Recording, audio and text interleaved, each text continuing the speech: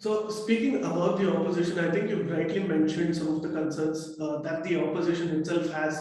Now, one of the justification that is used as far as the disruptions is concerned is that the opposition says that the BJP used the same tricks during when the UPA was in power, and they sort of came into power using those same old tricks, and the opposition has been doing the same, and it has been using farm laws as an excuse.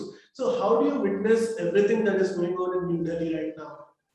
No, this is very simple. I'll tell you. See, politics is all about timing. Politics is all about how do you place certain issues at a given point of time. Now, they may say the same, what you say, the ruling party was on a strike when the petrol prices had gone high when the UPA 2 was there.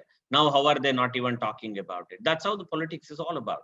The OROP, which the previous ones were talking about, and then subsequently, which was implemented by this particular government, the opposition continues to say that the justice has not been done with regard to OROP. Then what were they doing in 2 terms that they had from 2004 to 2014?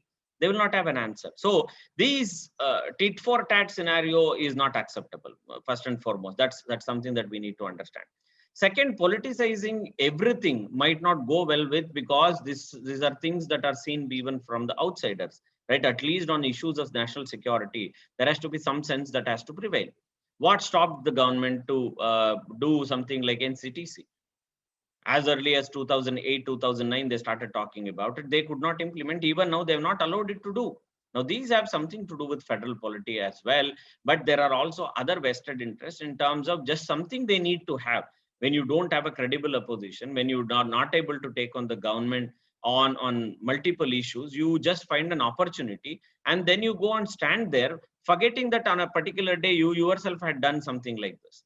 Let's say something like the Uday, or what we talked about, the whole Aadhaar, right? It was all started by someone, and then subsequently it was only shown a logical end. Now, if you claim that this is not in the right way, or this is not the perfect way to do, then you should have probably done when you were in power. What stopped you people to do is a question that will be asked. So the politicization part is much more dangerous, because on at least issues of national security, where certain things are called as essential services, is very, very important. They have all the right to fight. If the nurses are not getting enough salary during the COVID crisis, they have all the right to speak about it. They should fight for it, I would rather say.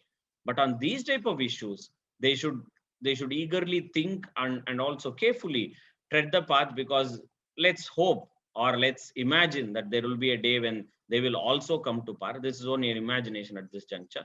If they come to power, how will they deal with?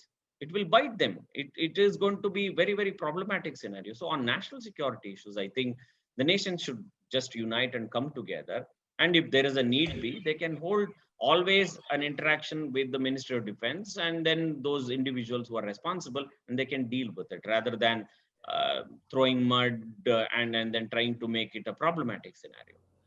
Please remember to subscribe to us and switch on the notifications for this channel. For our other social media links, more content, and to support our work, please visit citti.net. Dhanyavad. Namaskar.